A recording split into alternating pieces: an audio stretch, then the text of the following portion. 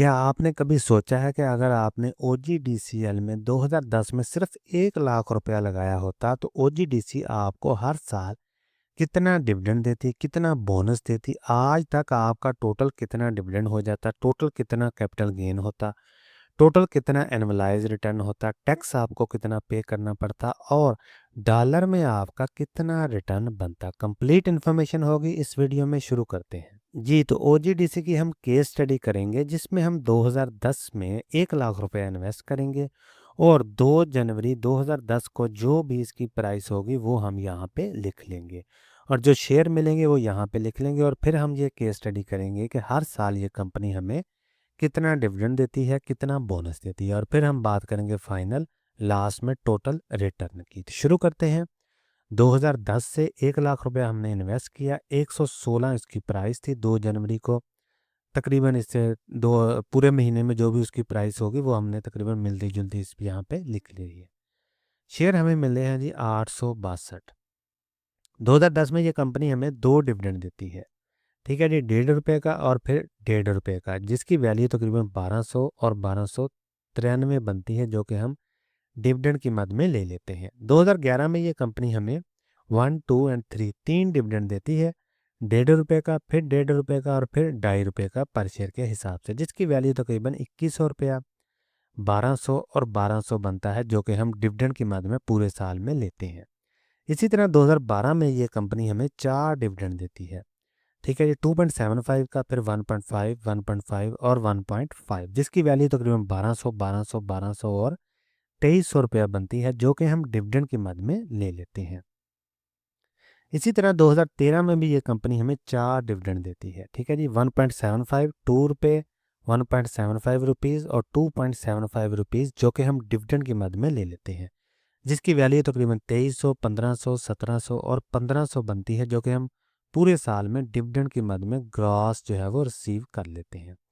2014 में भी ये कंपनी 4 डिविडेंड अनाउंस करती है, 3 रुपये का, 2.25 रुपीज़, फिर 2 रुपये और फिर 2 रुपये पर शेयर के हिसाब से पूरे साल में।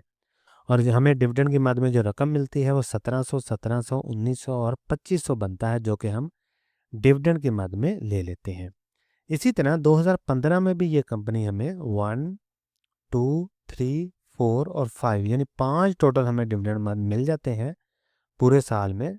2.5 रुपये का, फिर 2 रुपये का, 1.75, 1.5 और 1.5, जिसकी वैल्यू तकरीबन 1200, 1200, 1500, 1700 और 2100 बनती है, जो कि हम डिविडेंड की मद में ले लेते हैं।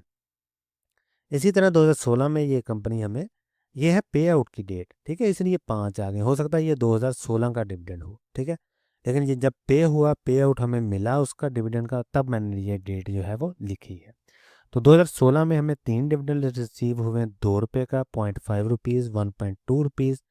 डिविडेंड की मद में जो हमें रकम मिली वो 1000 रुपया, 431 और तकरीबन 1700 रुपया बनता है, जो कि हमने डिविडेंड की मद में लिया है। इसी तरह 2017 में ये इस कंपनी ने हमें 4 डिविडेंड दिए हैं, 2 रुपये का, 1.5 रुपये का, 1 रुपये का और 1.5 रुपये का पर शेयर के हिसाब से, जिसकी वैल्यू तकरीबन 1200, 862, 1200 और 1700 बनती है, जो कि हमने डिविडेंड की मद में ले लिया है।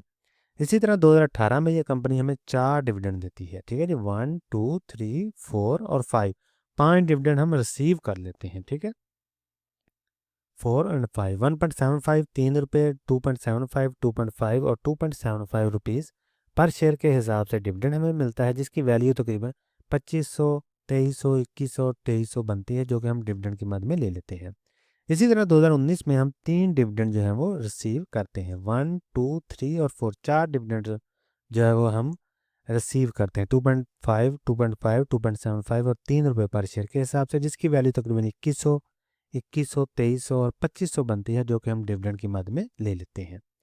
इसी तरह 2020 में ये कंपनी हमें 2 डिविडेंड देती है, 1.75 और 2.5, जिसकी वैल्यू तकरीबन 1500 और 2100 बनती है, जो कि हम डिविडेंड की मद में ले लेते हैं।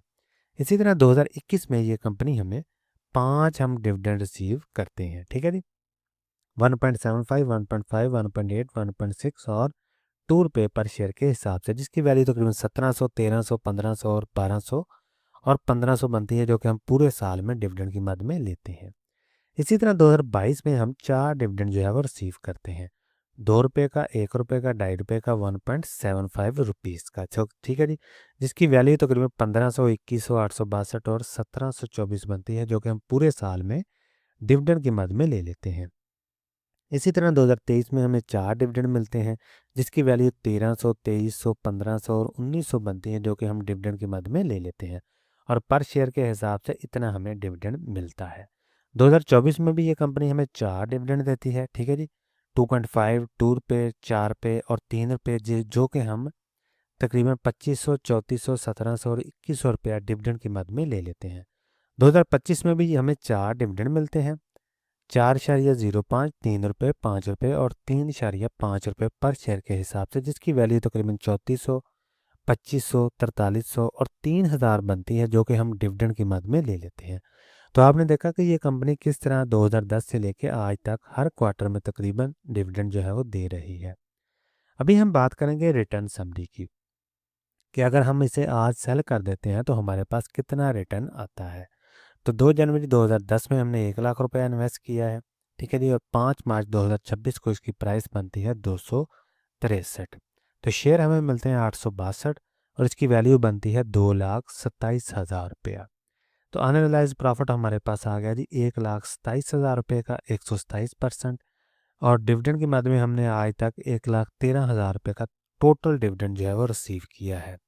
तो टोटल गेन बना हमारे पास डिविडेंड प्लस अनरियलाइज प्रॉफिट, ये बना 2,40,000 रुपये का। एनुअलाइज रिटर्न हमारे पास बनता है 10.10%। इसी की बेस पे आप सेम सेक्टर में दूसरी कंपनियों के साथ या दूसरे सेक्टर की कंपनियों के साथ या दूसरी एसेट क्लास के साथ इस शेयर को कंपेयर कर सकते हैं। तो यहाँ तक तो बात होगी जी ग्रॉस प्रॉफिट की। अभी हम बात करेंगे टैक्स की। तो डिविडेंड हमने ले लिया 1,13,000 रुपये का, टैक्स इस पे कटा 16,000 रुपये का तकरीबन, और आफ्टर टैक्स हमारे पास अमाउंट बचती है 96,000 रुपया। कैपिटल गेन हमने ले लिया 1,27,000 रुपये का, इस पे हमें टैक्स कटा 15% के हिसाब से 19,000 रुपया, और आफ्टर टैक्स हमारे पास अमाउंट बचती है तकरीबन 1 लाख रुपया। तो टोटल हमारे पास आ गया 2,40,000 ग्रास में, 36,000 इस पे टैक्स कटा, और तकरीबन 2 लाख रुपया हमारे पास आफ्टर टैक्स नेट अमाउंट आती है। इसमें मैंने सीडीसी की फीस, एनसीसीपीएल की फीस, ब्रोकर का कमीशन और कोई भी टैक्स हो वो ऐड नहीं किया। और दूसरे नंबर पे ये जो टैक्स है ये मैंने 15% अज्यूम किया है डिविडेंड पे भी और कैपिटल गेन पे भी। हो सकता है जिस साल आप शेयर को परचेज करें उस साल कैपिटल गेन लॉन्ग टर्म में ज़ीरो हो जाए, तो ये टैक्स आपका ज़ीरो हो जाएगा। डिपेंड करता है कि आपने किस साल शेयर को परचेज किया है और उस साल एफबीआर की क्या पॉलिसी है। सिमिलरली डिविडेंड का टैक्स यूजुअली 15% ही होता है, लेकिन हर साल अगर एफबीआर की पॉलिसी चेंज होती है टैक्स के मुतल्लक, तो ये टैक्स भी आपका कम या ज़्यादा हो सकता है। तो ये हमने अज्यूम किया है कि यूजुअली ये 15% ही होता है, और capital gain usually long term में ज़ीरो होता है। लेकिन ये भी डिपेंड करता है कि आपने शेयर को किस साल परचेज़ किया और उस साल एफबीआर की क्या पॉलिसी थी। इन्फ्लेशन को हमने एडजस्ट नहीं किया, क्योंकि हमने पास में हिस बात कर रहे हैं। अगर हम फ्यूचर में बात करेंगे तो ज़रूर इन्फ्लेशन को एडजस्ट करेंगे। तो यहाँ तक तो बात होगी पीकेआर में। अभी हम बात करेंगे डॉलर में। तो शेयर हमारे पास आ गया 862, प्राइस है इसकी 5 मार्च को तकरीबन 263। तो डॉलर में इसकी वैल्यू बनती है $813, ठीक है। इन दोनों को आप ज़रब दे लें तो $813 बनेंगे। तो कॉस्ट हमारी कितनी है, ये $1184, यानी 2010 में हमने 1 लाख रुपया इन्वेस्ट किया, तो 1 लाख के इक्वलेंट जो डॉलर बनते हैं वो 1184 बनते हैं। तो अनरियलाइज प्रॉफिट हमारे पास आ गया जी -$371 का हमें लॉस हो रहा है आज के दिन। डिविडेंड के मद में हमने ले लिया जी $816, क्योंकि हम हर साल डिविडेंड ले रहे थे, तो हर साल जो भी डॉलर की वैल्यू थी उसको हमने सबको जमा कर लिया और $816 हमारे पास बने डिविडेंड की मद में। तो टोटल गेन हमारे पास आ गया जी डिविडेंड प्लस अनरियलाइज प्रॉफिट से जो बना $445, जो कि 37.60% बनते हैं। तो डॉलर में हमारा जो XIRR है, एनुअलाइज रिटर्न बनता है, वो बनता है 2.90%।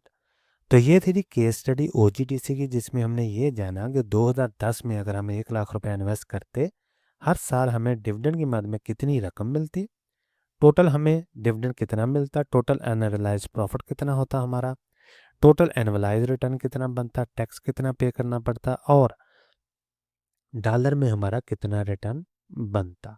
केस स्टडी करने का पर्पस यही होता है कि हमें पता चल सके कि इस कंपनी में पास्ट में कैसी परफॉर्मेंस दी है। अगर हम इसी को सेम टाइप को ही फ्यूचर में रेप्लिकेट कर दें तो हमें सेम टाइप के ही रिजल्ट मिलेंगे। शर्त यह है कि कंपनी के फंडामेंटल चेंज ना हो, पे आउट सेम रहे, प्राइस की फ्लक्चुएशन तकरीबन इससे मिलती जुलती रहे, तो हमें फ्यूचर में इससे मिलते जुलते ही रिटर्न मिलेंगे। ठीक है जी। तो ये थी जी केस स्टडी ओजीडीसी की। कोई भी सवाल हो कमेंट सेक्शन में ज़रूर पूछें।